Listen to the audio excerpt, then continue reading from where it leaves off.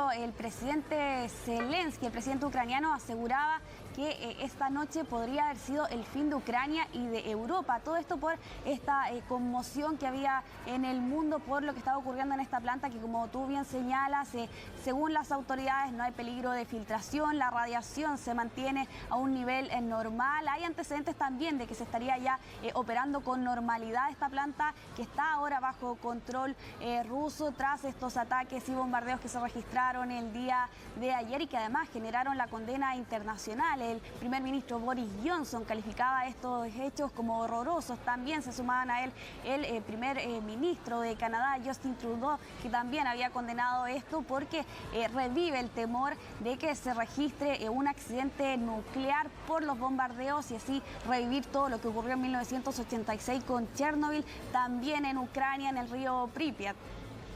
Pasemos a escuchar las declaraciones del presidente ucraniano, quien se dirigía a la nación, confirmaba lo que estaba ocurriendo en Zaporilla, en la planta nuclear más grande de Europa y que ahora ya está bajo control de Rusia. Europa tiene que despertar ahora. La planta nuclear más grande de Europa está en llamas ahora mismo. Los tanques rusos están disparando a reactores nucleares. Estos tanques están equipados con visión térmica, así que ellos saben a lo que están disparando. Ellos estaban preparados para esto. Estoy apelando a todos los ucranianos, a todos los europeos, a todo el mundo que conozca la palabra Chernóbil, a todos los que saben cuánta miseria y víctimas trajo la explosión de esa planta nuclear. Fue un desastre global.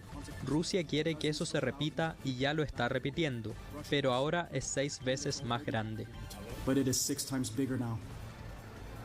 esa es la reacción del presidente ucraniano, Daniel, y dando a entender además una de las versiones con respecto a lo que ha ocurrido con este incendio en una de las instalaciones de esta planta nuclear. Y te quería consultar además con respecto a otra versión que da cuenta la señal RT, versiones desde Rusia, que apuntarían en dirección que esto aparentemente pudo haber sido ocasionado por las propias tropas ucranianas, que en medio del control de esta planta nuclear se habría producido este incendio. ¿Qué es lo que se sabe con respecto a aquello? ¿Se ha hecho eco de esta versión allá?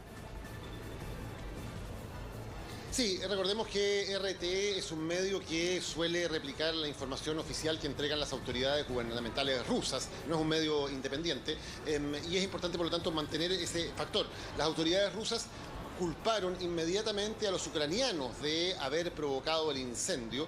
Esa es la versión que hay desde Rusia. Evidentemente es imposible saber desde acá exactamente cuál fue el hecho o de dónde salió el misil o la pieza de artillería que provocó el incendio. Lo que sí sabemos es que esto se provocó en el contexto de un ataque ruso sobre la zona que de hecho les ha permitido tomar el control de las instalaciones. Ese es el hecho objetivo del cual podemos dar cuenta. ¿Cuál fue exactamente el motivo que provocó el incendio? Si este incendio fue deliberado, si este incendio fue accidental, todo eso no lo sabemos y hay que tener mucho cuidado, por lo tanto, con las versiones, especialmente las versiones interesadas que surgen desde ambas partes. Podemos dar cuenta de cuáles son las versiones oficiales, qué es lo que dicen las autoridades ucranianas, qué es lo que dicen los rusos, pero aquí también la desinformación, por cierto, es parte de todo lo que está ocurriendo. Ahora, esto ha tenido efectos enormes, no solamente en la preocupación de la población, sino también sobre los mercados. Recordemos que los mercados asiáticos que abrieron temprano tuvieron grandes pérdidas y también los mercados de futuro en Europa y en Wall Street han estado con pérdidas en los mercados de futuro, considerando por lo tanto la preocupación que surgió sobre todo hasta hace algunas horas sobre la posibilidad de un accidente nuclear. También el precio del petróleo había estado subiendo. Vamos a ver cómo esto sigue también en cuanto a las condiciones económicas, ahora que de alguna manera ya se ha aclarado que este incendio ha sido apagado, ha sido controlado y que no ha tenido mayores consecuencias. Pero sin duda esto sí tiene consecuencias en términos del clima de opinión pública, porque hay una nueva amenaza que por lo tanto empieza a ser relevante, real para los europeos también. En Europa, por cierto, había esta preocupación desde el principio sobre el tema nuclear. Ellos tienen muy presente Chernobyl, donde la radiación llegó a buena parte de Europa. Y recordemos que hay 4 plantas nucleares que están plenamente operativas en Ucrania. Aparte de esta, que es la más grande de Europa, de hecho, hay 3 plantas más, además del sitio ya inhabilitado de Chernobyl, con un total de 15 reactores nucleares activos en Ucrania. Por lo tanto, no es este el único punto complejo.